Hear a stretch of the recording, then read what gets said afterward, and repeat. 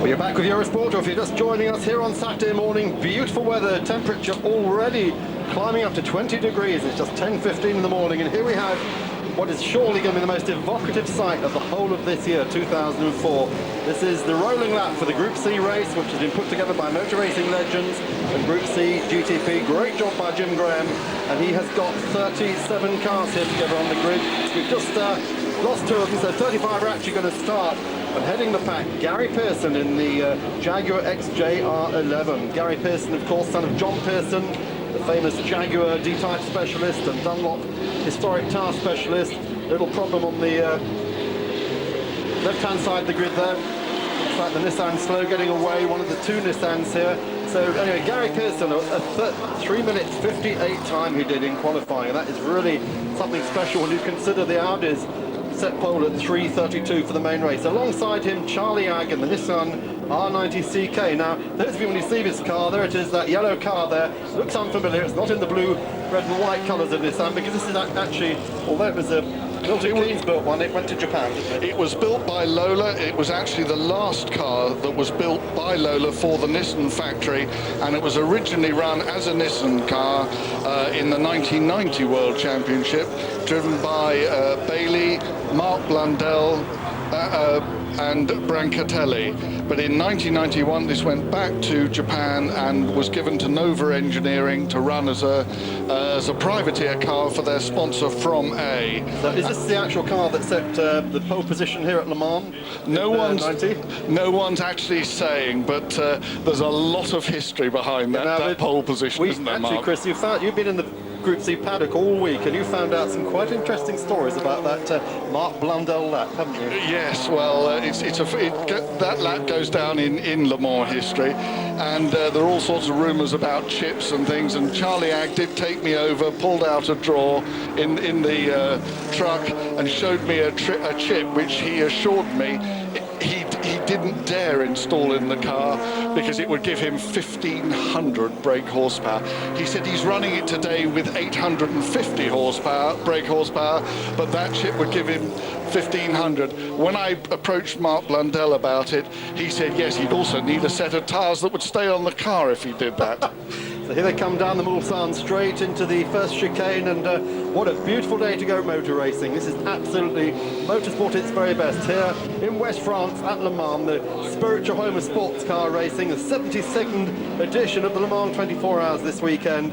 And here is the warm-up taster, this beautiful sight. I mean, this brings a lump to my throat and tears to my eyes, just like Murray Walker when Damon Hill won the World Championship. But it's also very colourful, isn't it? And we can see there the Newman car. I'm afraid it's not one of the Yost Newman cars. This car was taken to America. This Porsche was taken to America and painted up in Newman colours. But it's still good to see a Newman car put back at Le Mans. Right, now what is original? That blue Porsche there, one of the Kramer Porsches. Ralph Kelleners, who's still a current racing driver and a very quick one, posting third fastest time, a 4-minute dead in that car. And Erwin and Manfred Kramer back together for the first time in many years. Yes, it's lovely, and they're telling everyone this is their 31st year at Le Mans, and they are such Le Mans specialists. This car's been rebuilt, it's in short tail form, and they've rebuilt it specially for the race, and they're hoping that Ralph Kelleners will do very well. He's in third position on the grid, and so we've got Jaguar, Nissan, Porsche, Jaguar on the grid. And all these cars, of course, going back to the original colours. Leighton House no longer exists in Japan. It was a real estate developer, but it's there on that blue Kramer Porsche. You've got the Silk Cats, as we always saw. Here's one of the other Kramer cars in Kenwood colours. People who used to come to Le Mans really remember these cars so well by the evocative sound, the noise, the Porsche turbos, the raw V12 with the Jaguars, the Nissans with their 3.5-litre twin turbos. And then coming up behind, let's not forget all these Group C2 cars, which do form the bulk of the grid. And largely using the Ford Cosworth DFL engine, which would last the 24 hours and do a very good job, giving good fuel consumption, which was the basis of the Group C formula, not the IMSA formula, but the Group C formula. Maybe, Mark, you'd like to say a few things about the difference between the two formulas. Yeah, just to remind everyone, Group C was formed by the FIA in 1982. It was called FISA in those days, but they decided to run a fuel formula because at that time there were concerns about green issues. There'd been a Middle East war, there was an oil shortage. So they created cars, 800 kilo, free-for-all cars. You could build prototypes however you wanted, whatever engine you wanted, but you were restricted to 100 litre fuel tanks, and you could only make 5 stops in a 1,000-kilometre race, which you couldn't use more than 600 kilometres of fuel.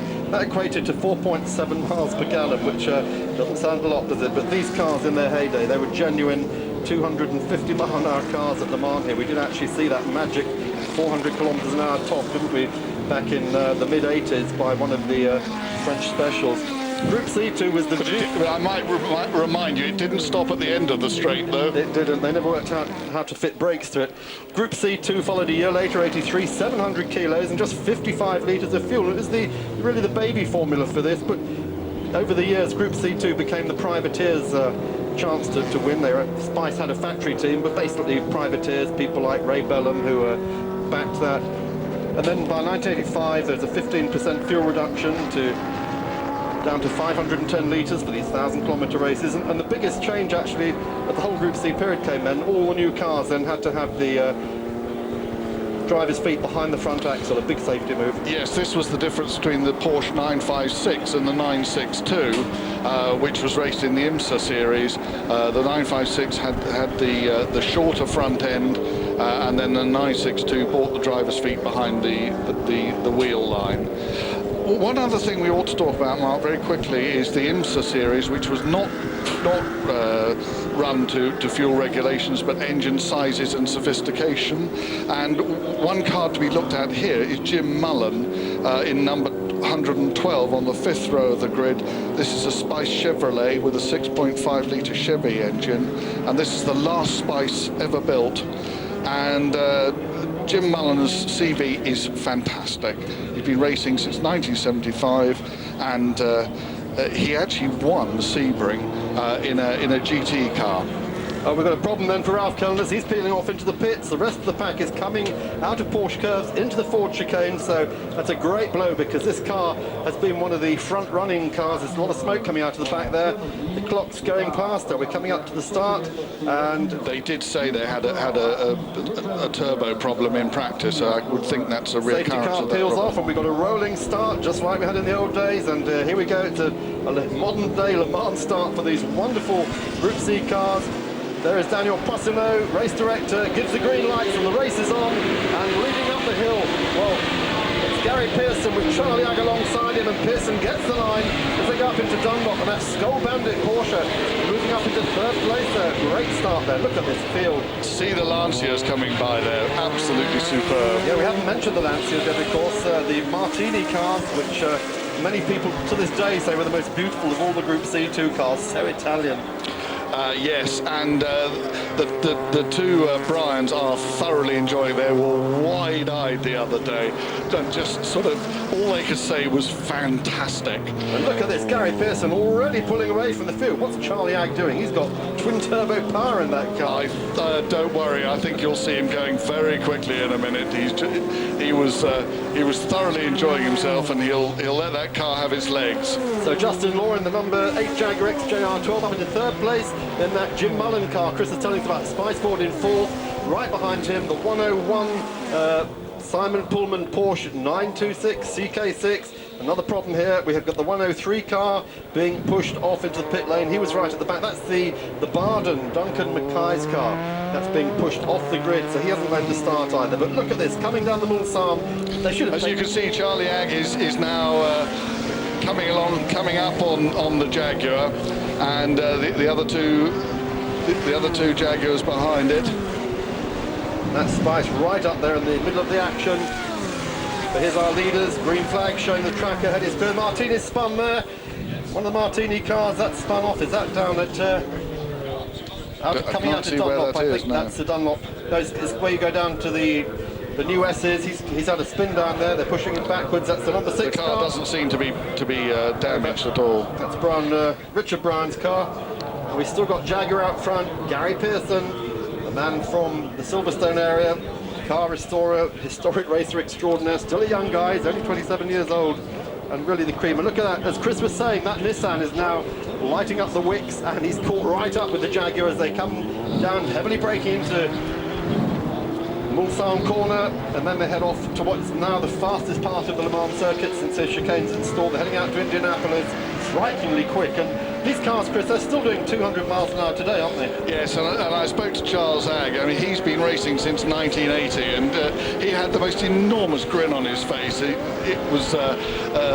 says that to drive this car is a real privilege, and you have to hang on tight, but it really goes round here. For Indianapolis, so if you're just turning on here on Eurosport, don't adjust your sets. This is the historic Group C race. You haven't gone back 15 years in history, although we have, and we're absolutely loving this. Here we have Jaguar leading Nissan at Le Mans in the 30-minute Group C race. The 30-minute race, they've had to keep it tight because they're not allowed to refuel today. And we've got always a prop for the 32 Bud Light car there. There's the one brewer. No brewers, yes, and that's gone into the wall. The back end's damaged. Well, this shows just how fast they're pushing these cars. They're not holding back. That's Nick Reaney and his Jaguar XJR 12D.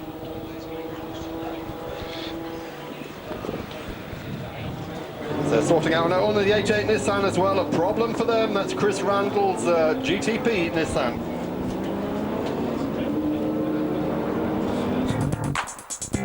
Welcome back to Eurosport. We're here live from Le Mans on Saturday morning. Beautiful weather, and look at this, the most beautiful cars ever built as far as I'm concerned. I'm Mark Cole. Chris Parsons, who was the FIA coordinator for Group C right throughout the 1980s with me. And Chris, here we are, lead battle between Jaguar and Nissan, just like it would have been in 1990. Takes you back a few years, doesn't it? The cars look absolutely super. And I know many of the people around the circuit feel exactly the same. The interest in this race has been terrific. From the journalists and from all the spectators that we've seen in the town and in the campsites, everyone's really been looking forward to this. Even the drivers in today's race have been coming up and talking about the Group Cs and how evocative they are as cars. Well, these cars are not hanging back. We've had a few off already, and in fact, one of them, Chris, Nick Reaney, put his Jaguar, Bud Light Jaguar, in the wall down at probably, we think it was at Mulsanne corner. And my God, has that man got a history? He started drag racing in 1955, and he spent most of the 50s and 60s in drag racing, and in America, the quarter mile specialists, and then he's progressed, and here he is now doing this Group C Legends, or IMSA Legends in his case, with the Bud Light car. Well, that's what it's all about. We've no word from the pits, unfortunately, on the Kramer Porsche, which Ralph Kellners was expected to challenge for the lead in. The car went into the pits before the start of the race, if you've just joined us, but unfortunately not running now. So Gary Pearson still leading from Charlie Agg, and in third place Nigel James in his Porsche, the number 7 car, and right behind him in the number 8 Jaguar. So Jaguar, Nissan, Jaguar, and then in 5th place Alan Lloyd in that Spice Ford, the SE88C, and right behind him is Jim Mullen in the Spice Chevrolet Chris was telling us about earlier, the GTP car. So lapping at the moment 3:55, so they're actually going quicker during the race, Chris, this morning than they were in qualifying. Yes, they said they thought they had a bit more in hand, and of course people like Charlie Agg haven't been around this circuit before. I think Gary Pearson has in a C-type. But Charles Agg hasn't been here before, and presumably he's just feeding his way in. Well, he's certainly learning it now, because here he is right on. Oh, sorry, we're looking at the Newman car, the number 7 car. One's almost tempted to say one of the great Just cars, but it's not. The car's been recoloured, hasn't it, by Nigel James. That is the battle, in fact, between James and Law. Justin Law right behind him, so they're swapping place at the moment. A word we should say about Justin Law's father, Don, who maintains, I think, 3 of these cars, and he is one of the several Jaguar specialists who have kept these cars beautifully over the years for wealthy individuals who've bought them, and they are just as good now as they were, and they're raced and one of the Law cars was involved in quite a nasty accident at Spa a few weeks ago, and they've rebuilt the whole end. In fact, it's Henry Pierman's car, number 3, was rear-ended at Spa 4 weeks ago, and the complete rear end's been built on it. Well, there's a huge battle going on here. This is the battle for third place. It's James and Law fighting it out, and in fact on the previous lap it was Law who was in third place. James went past him, and they're swapping places all the way around the circuit at the moment. Great stuff here. Incidentally, you just mentioned about Pierman's car, the other of these Jaguars, that's in 9th place at the moment, so they obviously did a good job rebuilding it after Spa. Here we go again, look, trying to get out of the slipstream, make the pass. Can he get by? Yes, he does. Porsche comes through. Porsche Turbo Power carries him past the X-Straight on the Jaguar. Oh, they touch. That's going down through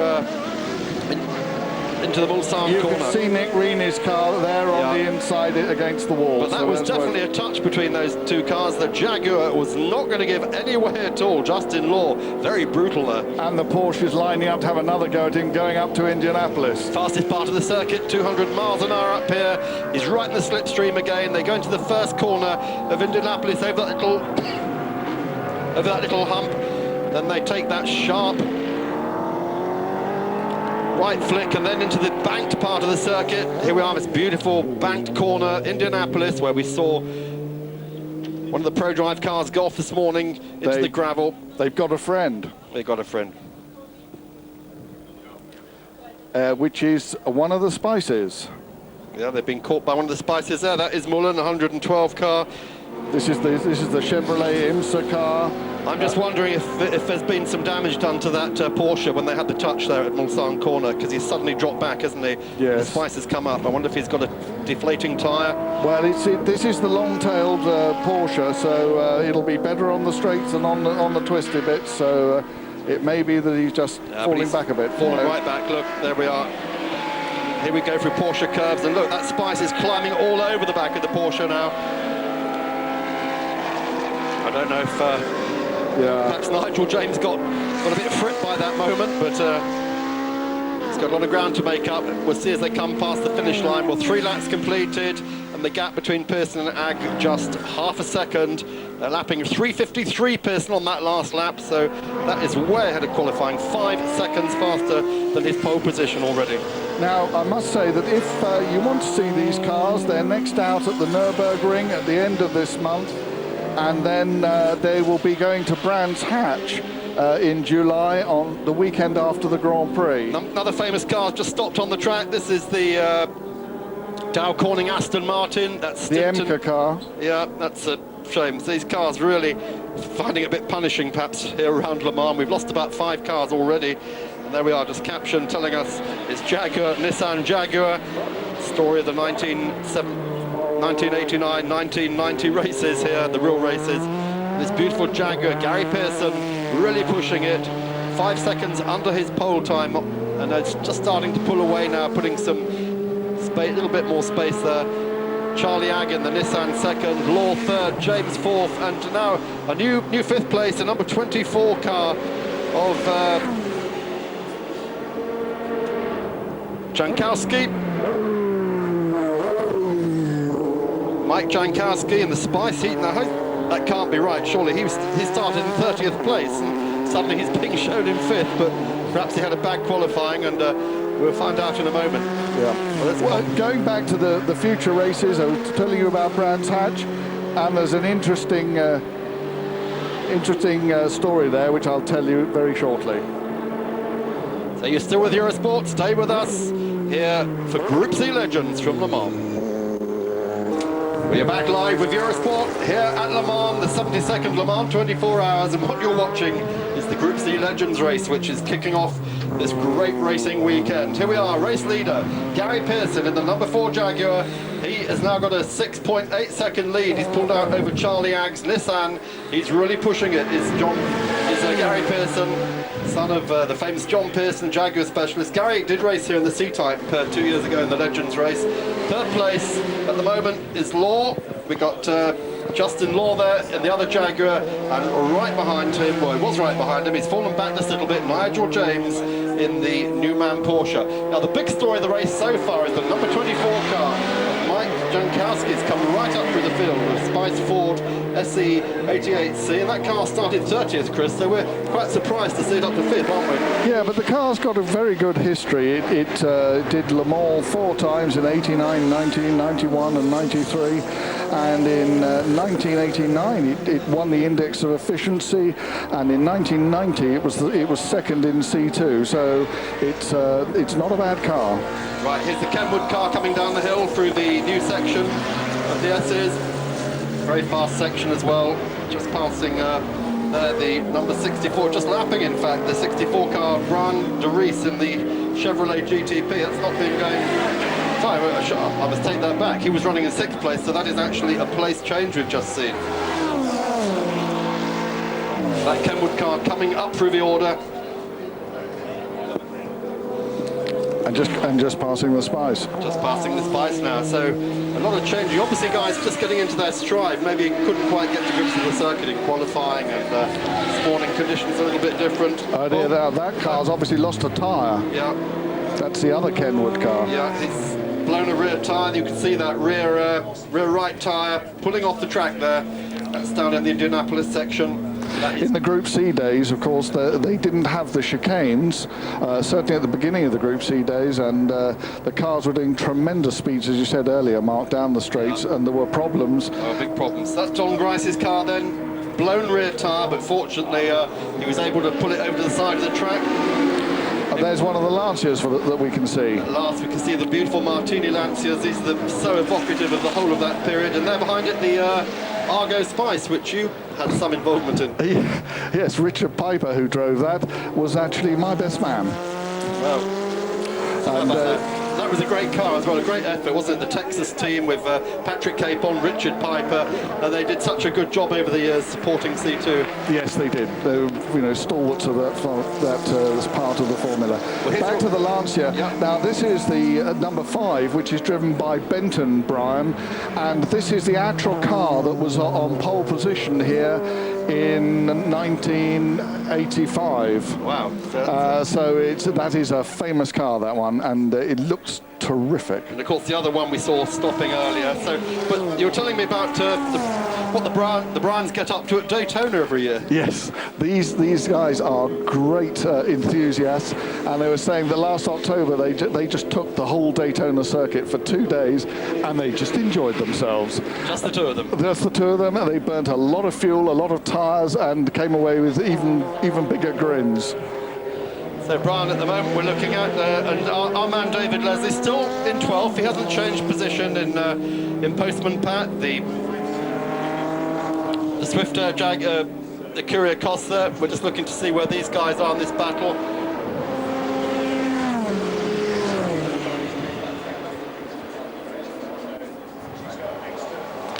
Down they come then, down the Mulsanne again.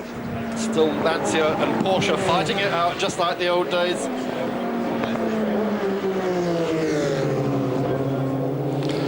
And the Benton, Brian, has just been overtaken by the 956. That's the short front end Porsche owned by Chris Crawford, who tells me this is the best Porsche in the world.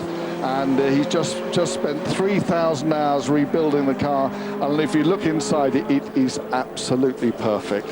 And this car was originally owned by Preston Henn, one of the IMSA owners, although it's a Group C car. And Preston, I think he's probably enjoying what in England we call Her Majesty's pleasure for certain activities he used to get up to. Well, we're not officially having pit stops, but cars do have to be tended to if there's problems. We got one of the Jaguars in the pits. That is the Law car, Justin Law. He's in the pits. They've got the air hose out, so obviously he's got a problem. And look at that, typical Jaguar overheating bodywork close to the exhaust, trying to get that car jacked up. They're having a problem with the air hose. That's one of the V12 cars, whereas the Gary Pearson car, which is leading, is one of the later 3.5 turbo cars. Right, so not the V12 leading, it's the turbo car leading. And here we're still looking at this battle further down the field, the 26 car there, Hawaiian Tropic. And that's being driven by Gareth Evans, who is involved in the TVR team, I believe. He is starting the race this afternoon for TVR, so like Ralph Cullen has... Problem with the Lancia. Oh dear. Well, it's not unusual for a Lancia, was it, in the good old Group C 2 days? No, they could set pole position, but they didn't used to go very far. Always fragile. Time. Gary Pearson, incidentally, has just done the fastest first sector of the race, so he's on another flyer. He's down to 52 now. This man is now going 6 seconds, 6.1 seconds quicker than pole position. So Gary's been given his head in that Jaguar, and he's just gone for it. I don't know where that would put him in the main race, but it certainly wouldn't disgrace him at all, would it? It wouldn't. In fact, we can tell you immediately 6:58 would be good enough for 26th place on the grid. He'd be alongside the Courage of Kuna Jeanette. Well, that number 8 car of Justin Law that was running in a strong third place is in the pits. It doesn't look like it's going anywhere. Team is still working on it.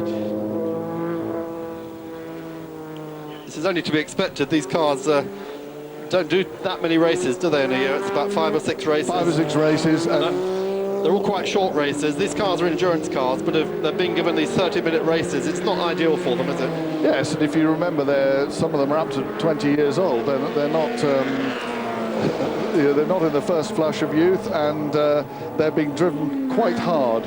I'm sure that the Pearson and the Ag cars are being driven very well.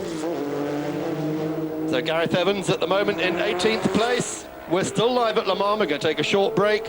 Stay with us. We'll be back in a moment.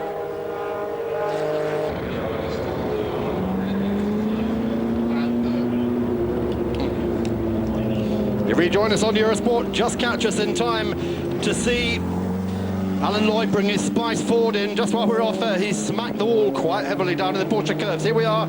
We see it again. Ignore that car. Look to the right of your screen. Into the wall. So Alan Lloyd, who was running just before that in the top 12 on another Jaguar. He's got collision here, have we, between Jaguar and... that's Reeney's Bud Light car. No, that's the Bud Light car. It's backed in the wall, but someone else has spun and lucky not to have collected it. Yeah. Lover of the Jaguars.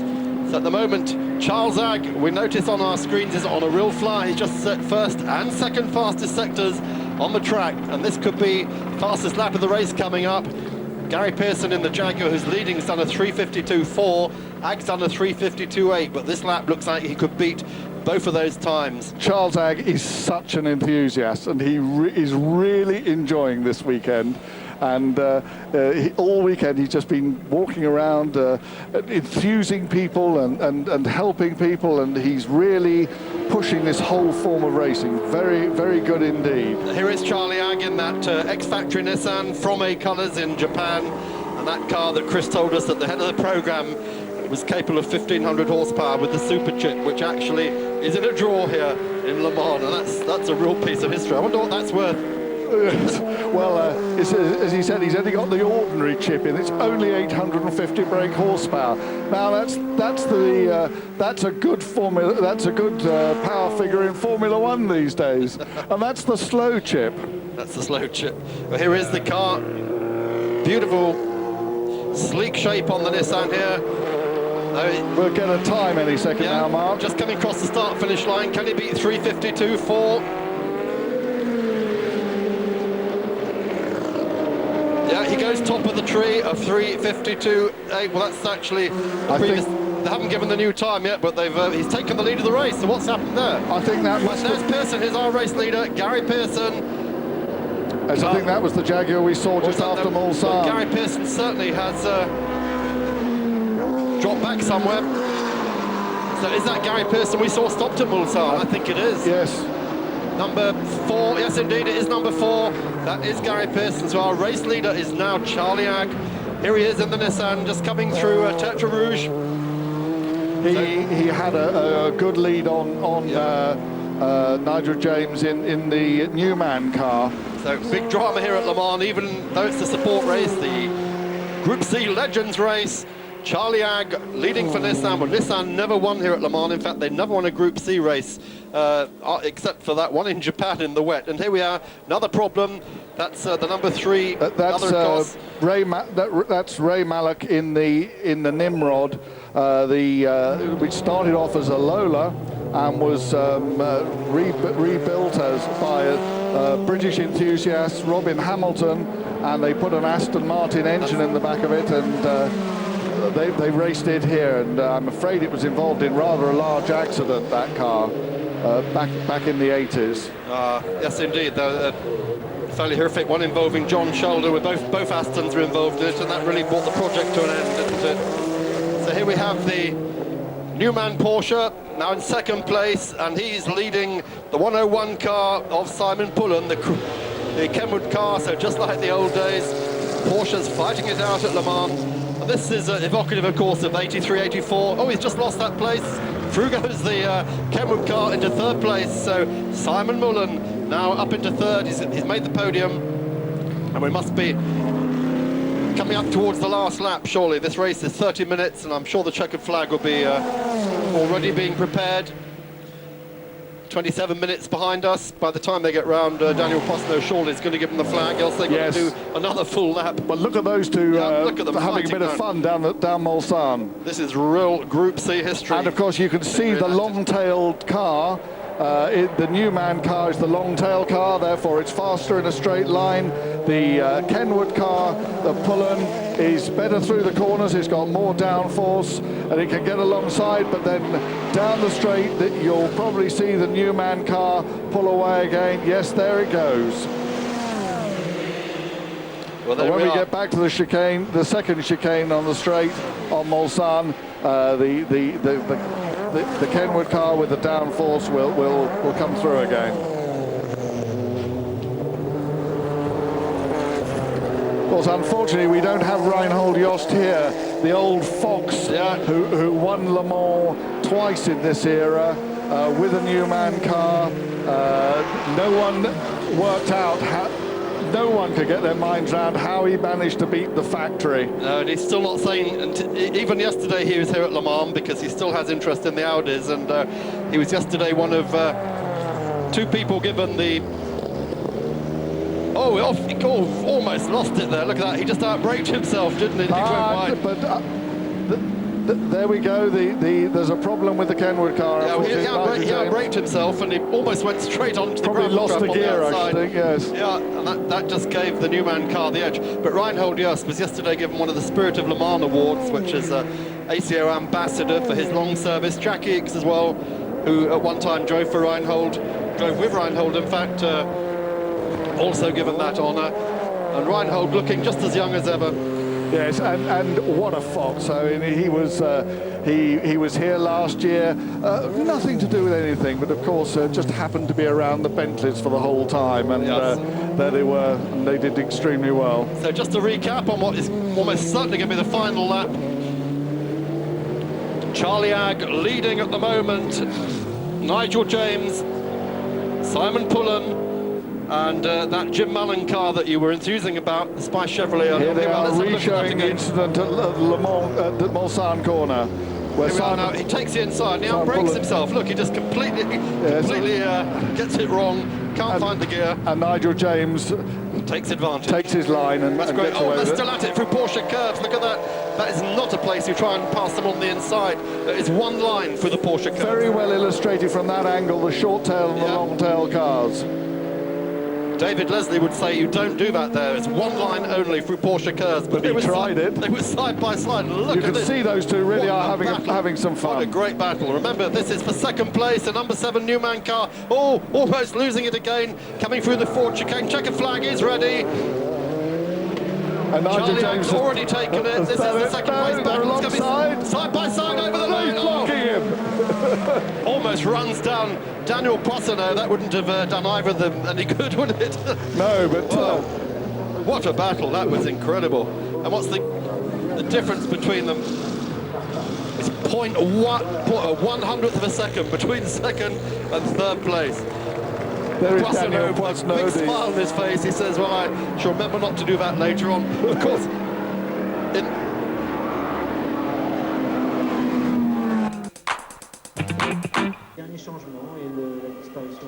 Hello and welcome to Magny-Cours in the heart of France for round 5 of the FIA's Formula 3000 International Championship.